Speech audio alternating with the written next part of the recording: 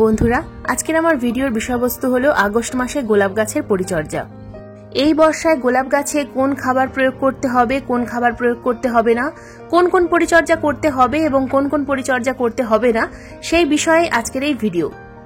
এই বর্ষাকাল হলো গোলাপ গাছের বৃদ্ধির সময়। এই সময় যদি আমরা ঠিকঠাক পরিচর্যা করতে না পারি তাহলে কিন্তু আমাদের গোলাপ গাছ অনেক সময় মারা যায়। আবার যদি আমরা ঠিকঠাক পরিচর্যা করতে পারি তাহলে আমাদের গোলাপ গাছের এই সময় খুব ভালো বৃদ্ধি হয়।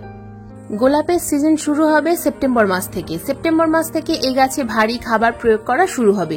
তাছাড়া আরো অনেক রকম কাজ রয়েছে, কিন্তু এই আগস্ট মাসেও বেশ কয়েকটা কাজ রয়েছে যেগুলো খুবই গুরুত্বপূর্ণ, এই সময় আমাদেরকে করতেই হবে। তোমাদের বাগানে যদি গোলাপ গাছ থেকে থাকে আর এই বর্ষায় যদি বিভিন্ন রকম সমস্যা শুরু হয়ে যায় তাহলে আজকের এই ভিডিওটা কিন্তু তোমাদের জন্য খুবই গুরুত্বপূর্ণ হতে চলেছে।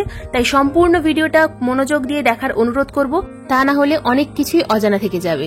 নমস্কার, আমি লাবণী। আমার বাগানে তোমাদের সবাইকে জানাই স্বাগত। বন্ধুরা, আজকের ভিডিওর দুটো ভাগ রয়েছে।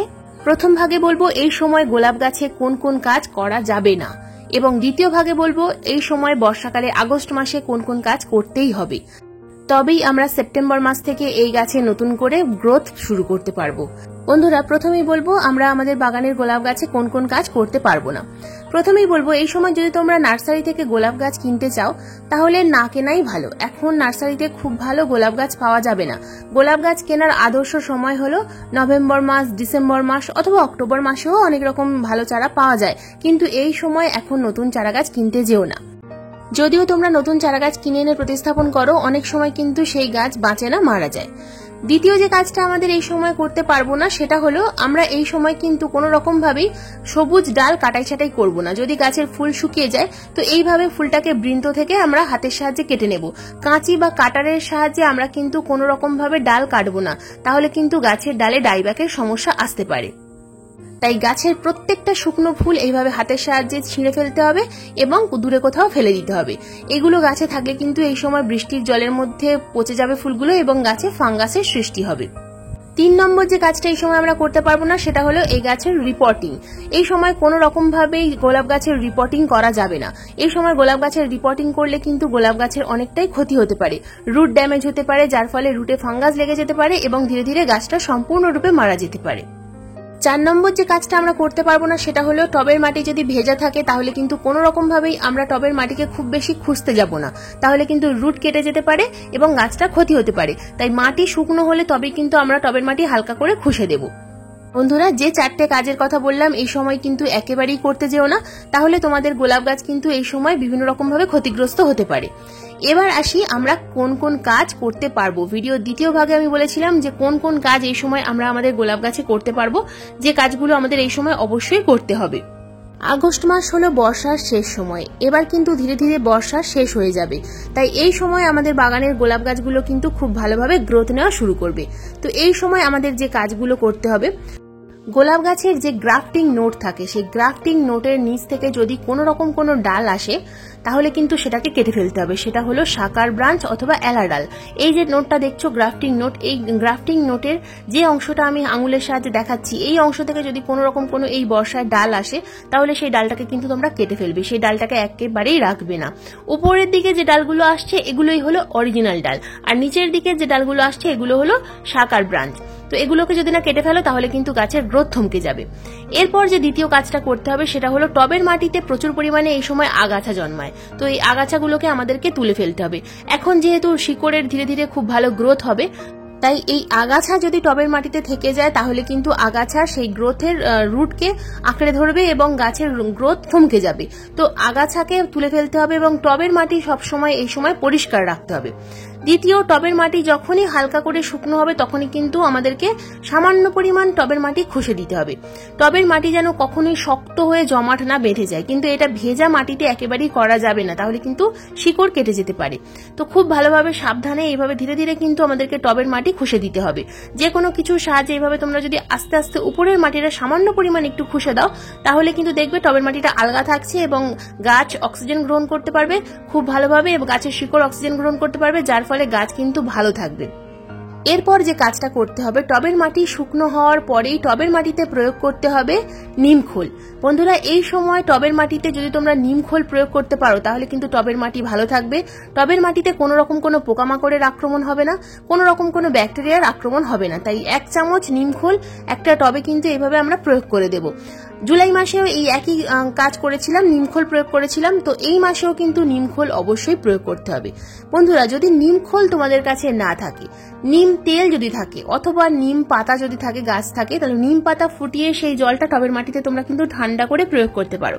আর যদি নিম পাতা না থাকে, নিম খোলও না থাকে, এই নিম তেল যদি থাকে তাহলে নিম তেল তোমরা 500 ml জলের মধ্যে কয়েক ফোঁটা নিম তেল মিশিয়ে দিয়ে সেই জলটা তোমরা টবের মাটিতে প্রয়োগ করবে। কিন্তু এই নিম তেলের সঙ্গে কিন্তু কোনো রকম ভাবে হ্যান্ড ওয়াশ বা শ্যাম্পু মেশাতে যাবে না। এটা যেহেতু আমি টবের মাটিতে প্রয়োগ করব, সেই কারণে শুধুমাত্র নিম তেলটাই কিন্তু আমি জলের মধ্যে মেশালাম। তো কয়েক ফোঁটা, মাত্র 10 থেকে 12 ফোঁটা নিম তেল আমি 500 ml জলের মধ্যে মিশিয়ে নিলাম এবং এটাই আমি টবের মাটিতে প্রয়োগ করব। তো 500 ml জলটা আমি 250 ml করে এক একটা টবে প্রয়োগ করব। দুটো টবে প্রয়োগ করলে 250 ml করে প্রয়োগ করতে হবে। যদি নিম খোল না প্রয়োগ করতে পারো অথবা নিম পাতা ফোটানো জল যদি প্রয়োগ করতে না পারো তাহলে এটা প্রয়োগ করবে। এটা প্রয়োগ করার ফলেও কিন্তু এই একই কাজ হবে। টবের মাটিতে যদি কোনো রকম কোনো পোকামাকড় থেকে থাকে, গাছের কিন্তু আর কোনো রকম কোনো ক্ষতি করতে পারবে না। অনেক সময় টবের মাটিতে পোকামাকড়ের কারণেও কিন্তু অনেক সময় গাছের ক্ষতি হয়, যার ফলে গাছটা ধীরে ধীরে মারা যায়। বর্ষাকালে এই কারণেই কিন্তু আমাদের বাগানের গোলাপ গাছগুলো বেঁচে থাকতে পারে না। সব সময় যে গাছের পাতায় পোকামাকড় হয় তা নয়, অনেক সময় টবের মাটিতেও পোকামাকড়ের আক্রমণ হয়। কিন্তু বন্ধুরা, টবের পাতায় যদি প্রচুর পরিমাণে পোকামাকড়ের আক্রমণ হয়, যেমন দেখছো এই গাছটা আমার টবের মধ্যেই রয়েছে, তো গাছের মধ্যে প্রচুর পরিমাণে মাকড়ের আক্রমণ হয়েছে। তো এই সময় আমাদের বাগানের প্রত্যেকটা গোলাপ গাছে কিন্তু মাকড়ের আক্রমণ হয়। তো এইরকম যদি তোমাদের বাগানের গোলাপ গাছগুলোর অবস্থা হয়ে থাকে তাহলে তোমরা কি করবে? আমি দুরকম পদ্ধতি দেখাবো। প্রথম পদ্ধতি সেটা হলো নিম তেল। নিম তেল আমরা গাছের পাতায় স্প্রে করতে পারি। নিম তেল তোমরা হ্যান্ড ওয়াশ, এখানে গাছের পাতায় যখনই স্প্রে করবে তখন কিন্তু হ্যান্ড ওয়াশ অথবা শ্যাম্পুর সাথে মিশিয়ে তবে কিন্তু প্রয়োগ করতে হবে। হ্যান্ড ওয়াশ অথবা শ্যাম্পু কিন্তু স্টিকারের কাজ করবে। যদি তোমাদের কাছে স্টিকার থাকে সেক্ষেত্রে তোমরা স্টিকার ইউজ করতে পারো, তবে নিম তেল অনেক সময় জলের সঙ্গে মেশে না। তাই 1 লিটার জলে 1 চামচ নিম তেল এবং 1/2 চামচ শ্যাম্পু মিশিয়ে খুব ভালোভাবে স্প্রেয়ার বটলের মধ্যে ভরে গাছের পাতায় কিন্তু স্প্রে করতে পারো তোমরা 3 দিন অন্তর অন্তর। এছাড়া ঘরোয়া উপায়ে আমরা কি প্রয়োগ করব? বন্ধুরা, ঘরোয়া উপায়ে তোমরা কিন্তু এখানে ইনো প্রয়োগ করতে পারো। ইনো বিভিন্ন মেডিকেল স্টোরে পাওয়া যায়। ইনো যদি হাতের কাছে না থাকে তাহলে মেডিকেল স্টোর থেকে একটা এরকম পাতা নিয়ে এসো এবং এই ইনো গাছে স্প্রে করো। অসাধারণ রেজাল্ট কিন্তু তোমরা দেখতে পাবে। ইনো প্রয়োগ করলে মাকড়ের আক্রমণ কিন্তু অনেকটাই কমে যায়, কিন্তু এটা যেহেতু ঘরোয়া উপাদান তাই লাগাতার প্রয়োগ করতে হয়। তো এখানে আমি নিয়ে নিয়েছি 500 ml জল। 500 ml জলের মধ্যে 1/2 চামচেরও কম পরিমাণ কিন্তু আমি এখানে ইনো নিয়ে নেব। তো দেখো কতটুকু পরিমাণ আমি নিয়ে নিচ্ছি এখানে। 500 ml জলের মধ্যে ঠিক এতটুকু পরিমাণ। 1 লিটার জল হলে সম্পূর্ণ 1/2 চামচ নিতে হতো, যেহেতু 500 ml জল সেই কারণে আমি কিন্তু এখানে 1/2 চামচেরও কম পরিমাণ আমি এখানে নিয়ে খুব ভালোভাবে জলের সাথে মিশিয়ে নেব এবং এটা স্প্রেয়ার বটলের মধ্যে ভরে আমি কিন্তু গাছের পাতায় খুব ভালোভাবে স্প্রে করব। বন্ধুরা, যদি ইনো না থাকে সেক্ষেত্রে তোমরা কিন্তু এখানে বেকিং সোডার প্রয়োগ করতে পারো। তবে এখানে একটা জিনিস মনে রাখতে হবে, কখনোই কিন্তু রোদ্দুরে ইনো অথবা বেকিং সোডা গাছের পাতায় স্প্রে করা যাবে না। খুব সকালবেলা অথবা সন্ধ্যার দিকে এই কাজটা তোমাদের করতে হবে। রোদ্দুরে স্প্রে করলে কিন্তু গাছের ক্ষতি হতে পারে, পাতা পুড়ে যেতে পারে। তো তোমরা এইভাবে গাছের পাতায় কিন্তু যদি লাগাতার স্প্রে করতে পারো 1 দিন অন্তর অন্তর অথবা 2 দিন অন্তর অন্তর, দেখবে মাকড়ের আক্রমণ অনেকটাই কমে গেছে। যদি এইগুলো করা সম্ভব না হয় তাহলে তোমরা কনফিডার পেস্টিসাইড, ইমিডাক্লোরোপিড কম্পোজিশনের কনফিডার পেস্টিসাইড তোমরা 1 লিটার জলে 1 ml মিশিয়ে গাছের পাতায় ভালোভাবে স্প্রে করবে, দেখবে দুর্দান্ত রেজাল্ট দেখতে পাবে। বন্ধুরা, এবার আসি ফার্টিলাইজার। আগস্ট মাসে আমরা কোন ফার্টিলাইজার আমাদের গোলাপ গাছে প্রয়োগ করব? তো 2 রকম ফার্টিলাইজার আমি তোমাদের দেখাবো, একটা ঘরোয়া উপায় এবং একটা মার্কেটের ফার্টিলাইজার। তো মার্কেটের যে ফার্টিলাইজার আমি আমার গাছে প্রয়োগ করছি সেটাই তোমাদের প্রথমে দেখাচ্ছি। এটা হলো সিউইড গ্র্যানুলস। তো বন্ধুরা, এটা বায়োভিটা এক্স সিউইড গ্র্যানুলস। তো এটা আমি আমার প্রত্যেকটা টবে 1 চামচ করে প্রয়োগ করছি। এই সময় গোলাপ গাছের মাটিতে কোনো রকম কোনো ভারী খাবার কিন্তু প্রয়োগ করা যাবে না। এখন যদি ভারী খাবার প্রয়োগ করো গাছের কিন্তু ক্ষতি হতে পারে। ভারী খাবার সেপ্টেম্বর মাস থেকে শুরু করব। তো কি খাবার প্রয়োগ করতে হবে অবশ্যই আমি সেপ্টেম্বর মাসের প্রথমে তোমাদের ভিডিও দিয়ে দেব। তো গোলাপ গাছে এখন এই সময় 1 চামচ সিউইড গ্র্যানুলস তোমরা টবের মাটিতে প্রয়োগ করো। যদি গ্র্যানুলস না থাকে তাহলে লিকুইড প্রয়োগ করো। লিকুইড প্রয়োগ করতে গেলে 1 চামচ লিকুইড 1 লিটার জলে গুলে তোমরা গাছে টবের মাটিতে প্রয়োগ করতে পারো। সিউইড দেওয়ার পর দিয়ে দিলাম জল, তার কারণ টবের মাটি কিন্তু একেবারেই শুকনো ছিল, সেই কারণে কিন্তু আমি এখানে জল প্রয়োগ করলাম। এবার আসি ঘরোয়া উপায়ে আমরা কি ফার্টিলাইজার প্রয়োগ করব। সিউইডের পরিবর্তে আমরা কি প্রয়োগ করতে পারি? ঘরোয়া সিউইড। বন্ধুরা, এটা হলো একদম সম্পূর্ণ ঘরোয়া সিউইড, ন্যাচারাল সিউইড। তো ন্যাচারাল সিউইড তৈরি করার জন্য কিচ্ছু লাগবে না, শুধুমাত্র প্রয়োজন পেঁয়াজের খোসা। পেঁয়াজের খোসা আমি দেখো এখানে 1 মুঠো পরিমাণ পেঁয়াজের খোসা 250 ml জলের মধ্যে ভিজিয়ে রেখেছিলাম 2 দিনের জন্য। তো সেটা আমি কিন্তু এখানে দেখো ঢেলে নিচ্ছি। পেঁয়াজের খোসাটা কিন্তু টবের মাটিতে প্রয়োগ করব না, শুধুমাত্র এর যে নির্যাস, এই যে জলটা, এটাই আমরা প্রয়োগ করব। তো দেখো আমি কিন্তু সম্পূর্ণ 250 ml জল এখানে ঢেলে নিলাম। তো এই জলের মধ্যে আমি আরো 500 ml জল মিশিয়ে নেব। তো দেখো ডাবল পরিমাণ জল কিন্তু এখানে আমি মিশিয়ে নিলাম এবং খুব ভালোভাবে এটা চামচের সাহায্যে নেড়ে মিশিয়ে নিচ্ছি।